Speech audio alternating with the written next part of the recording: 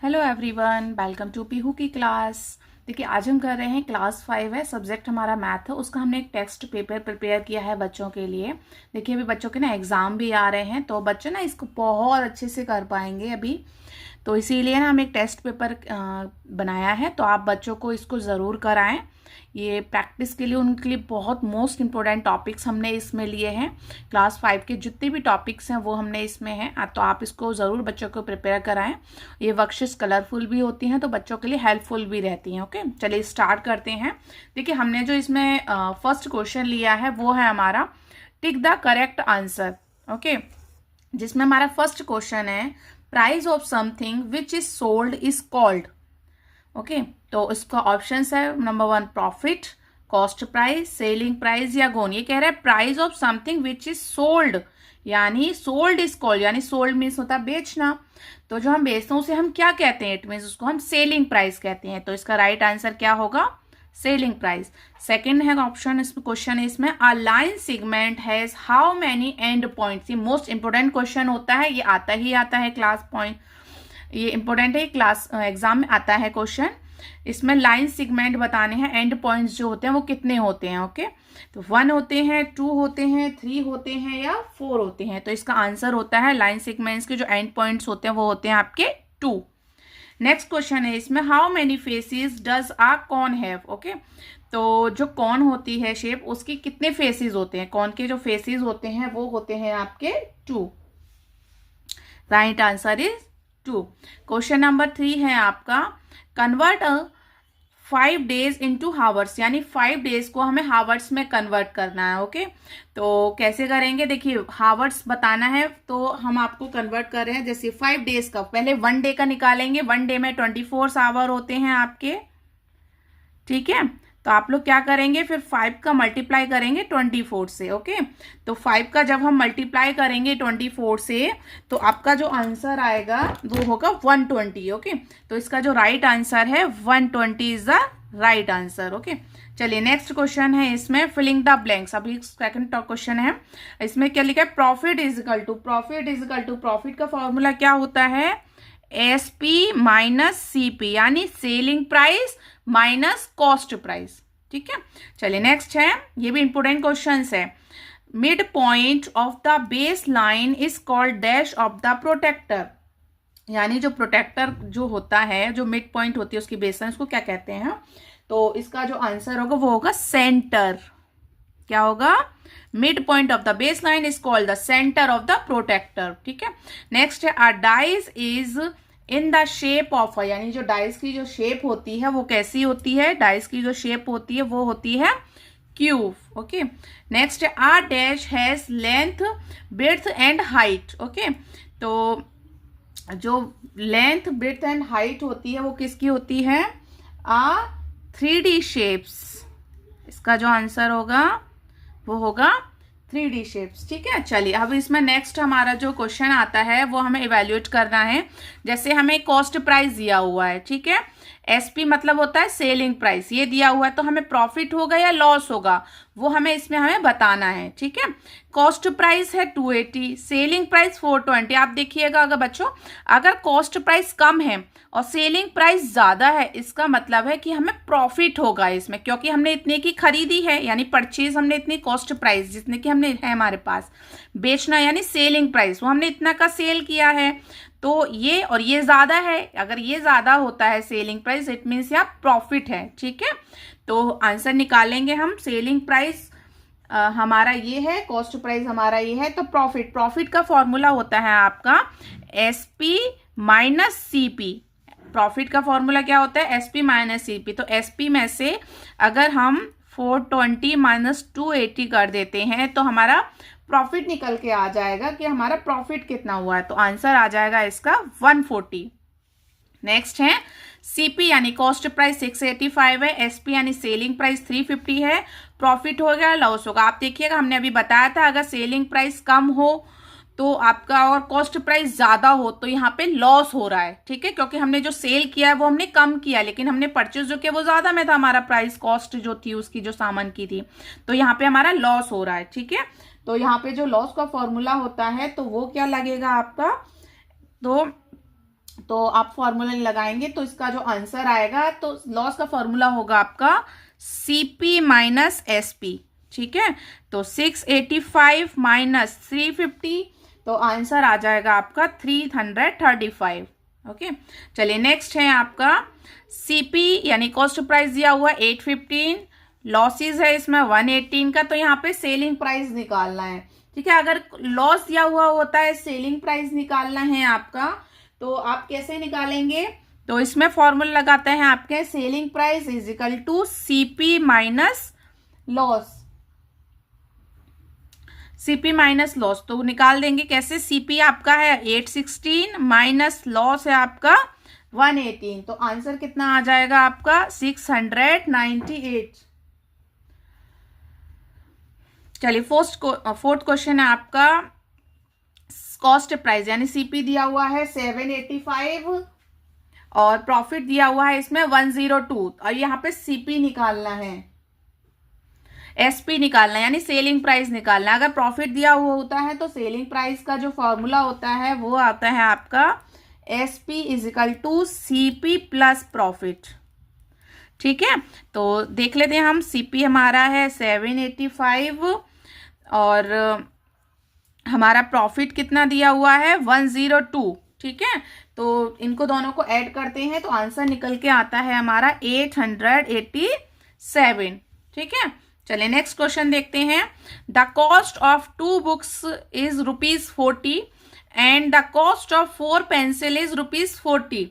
तो what is the cost of 1 books and 1 pencils, यानी हमें यहाँ पे जो क्वेश्चन में दिया हुआ है 2 बुक्स की कॉस्ट दी हुई है इतनी और 4 पेंसिल्स की दी हुई है इतनी, तो हमें 1 बुक के लिए और 1 पेंसिल्स के लिए उसकी कॉस्ट निकालनी है। ओके, चलिए कैसे निकालते हैं आप देखिएगा।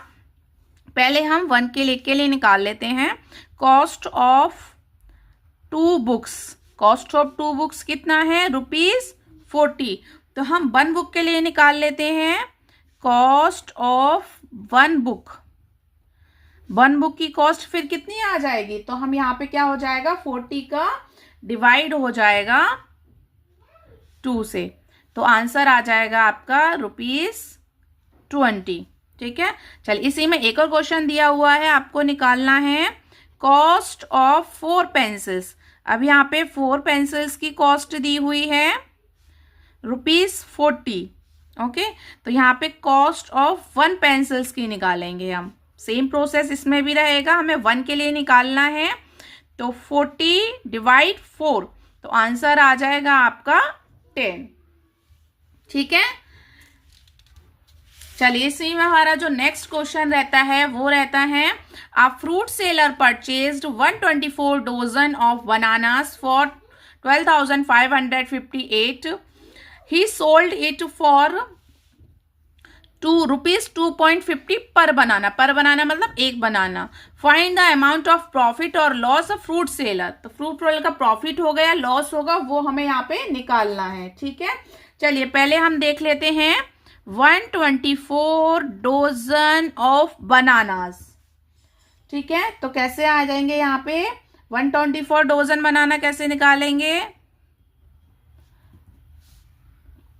पहले तो 124 का मल्टीप्लाई 12 से करेंगे तो आंसर आएगा 1488। ये तो आ गया आपका कितने का 124 का डोजन के लिए। ठीक है, अब यहाँ पे कॉस्ट प्राइस कितनी दी हुई है, यानी CP कितना दिया, कॉस्ट प्राइस ऑफ 1488। ओके, तो इसका हम निकालेंगे तो कितना दिया हुआ है उसमें, देखिए 24 डोजन का दिया हुआ है ना इसमें, 124 डोजन मतलब 12। तो इसका कैसे करेंगे, कॉस्ट प्राइस इतना है इसका निकालेंगे, तो इसका निकालने के लिए हमें क्या, इसका कितना दिया हुआ है ₹12,558। ओके, चलिए तो ये तो आ गया कॉस्ट प्राइस निकाल लिया अब हमने 1488 का। ठीक है, अब यहाँ पे दिया हुआ है 1 के लिए। ठीक है, 1 का क्या दिया हुआ है, सेलिंग प्राइस यानी SP of 1 bananas. SP of 1 bananas दिया हुआ है कितना, ₹2.50 दिया हुआ है ना पर बनाना का, सोल्ड इट के लिए। ठीक है, चलिए अब हम निकाल लेंगे। सो तो यहाँ पे निकालना है हमें, अब SP निकालना है हमें इतने के लिए, सेलिंग प्राइस ऑफ 1488। ठीक है, तो इसके लिए इतने बनानास के लिए हमें अब इसका निकालना है। तो क्या हो जाएगा, ₹2.50 मल्टीप्लाई 1488। तो इसका जो अमाउंट निकल के आएगा वो आएगा ₹3720 मल्टीप्लाई करेंगे। ठीक है, अब यहाँ पे देख लेते हैं हमें प्रॉफिट हो रहा है या लॉस हो रहा है। ठीक है, आप देखिए सेलिंग प्राइस हमारा इतना है और कॉस्ट प्राइस हमारा इतना है। ये हमारा कॉस्ट प्राइस है, ये हमारा सेलिंग प्राइस है। ठीक है, सेलिंग प्राइस कम है, इट मीन्स यहाँ पे हमारा लॉस हो रहा है। ओके, चलिए तो हम यहाँ पे फिर लॉस का फॉर्मूला लगाएंगे। अभी हमने किया था, लॉस का फॉर्मूला क्या होता है, CP माइनस SP। ठीक है, तो कैसे करेंगे अभी हम, CP हमारा कितना, यानी कॉस्ट प्राइस है 12,558 माइनस सेलिंग प्राइस कितना निकाला हमने, 3720। ओके, चलिए तो इसको माइनस करके हम निकालेंगे, तो ये हमारा आएगा ₹8,838। ठीक है, समझ में आया होगा आपको। चलिए इसी में नेक्स्ट क्वेश्चन आता है, the length and the breadth of a rectangular table is 150 centimetre and 75 centimetre respectively, find it area. अब यहाँ पे क्या निकालना है आपको, एरिया निकालना है। ओके, चलिए निकालते हैं, कैसे करना है आपको। पहले हम देख लेते हैं लेंथ कितना दिया हुआ है, लेंथ ऑफ अ रेक्टेंगल।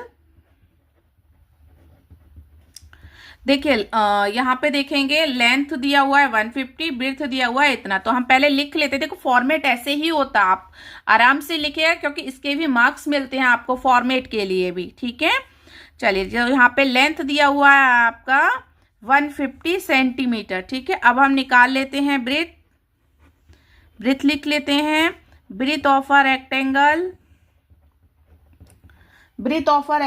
कितना दिया हुआ है, 75 सेंटीमीटर। यहाँ पे निकालना क्या है, इसमें एरिया पूछा है रेक्टेंगल का। ठीक है, तो area of a rectangle,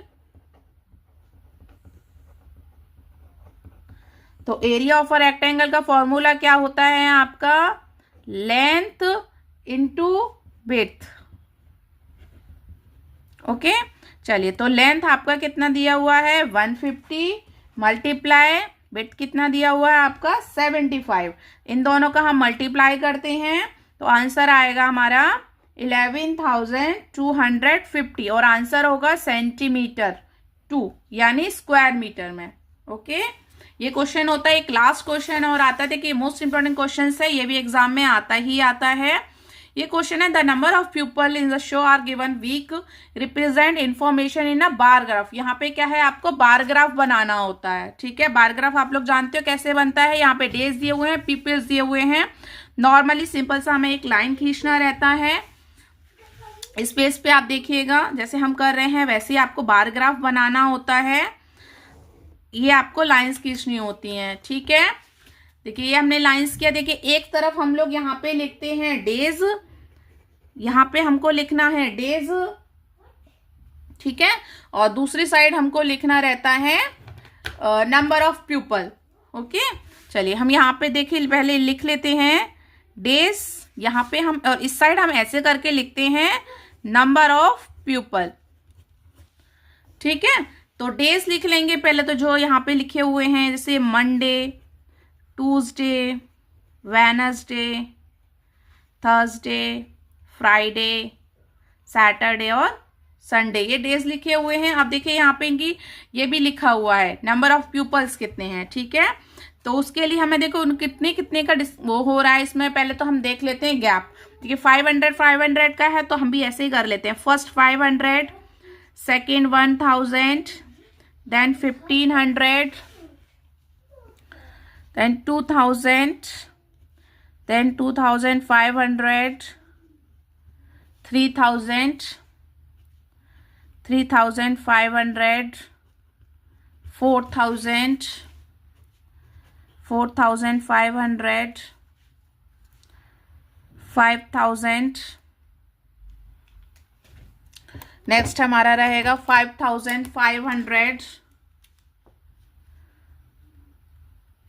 6000, 6,500। Okay, अब बनाना कैसे रहता है, देखिए हम पहले देखेंगे इसमें मंडे का कितना है, तो आप देखिएगा मंडे पे है 6,000, तो हम क्या करेंगे, नीचे से स्टार्टिंग करेंगे और 6,000 तक ये ऐसे स्टैंडिंग लाइन करेंगे। This is called bar graph के लिए। ओके, ये 6,000 पे यहाँ पे इसको कवर हो गया। ओके, नेक्स्ट इसमें है ट्यूसडे का देखते हैं। ट्यूसडे पे है 5,000। अब हम क्या करेंगे, नेक्स्ट वही सेम प्रोसेस, हमें 5,000 पे लेना है, देन ऐसे लाइक दिस। ठीक है, नेक्स्ट वेनसडे पे है 500, तो इसका हम 500 पे कर लेते हैं।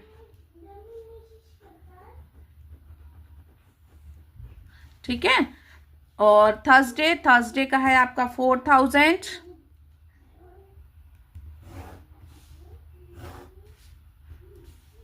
नेक्स्ट फ्राइडे का है आपका 4,500।